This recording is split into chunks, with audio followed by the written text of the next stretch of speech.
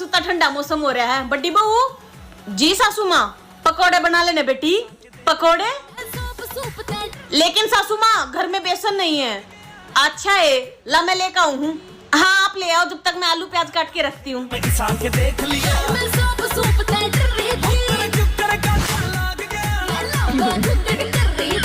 ले आए सासू माँ ले।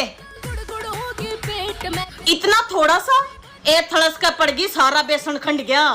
जितना बच रहा पकोड़े तार ले। अरे कपचा भी बना ले ये। मेरे काटा लग गया पिया जी टूट गया चूल्हा। खेत में मेरे काटा लग गया पिया जी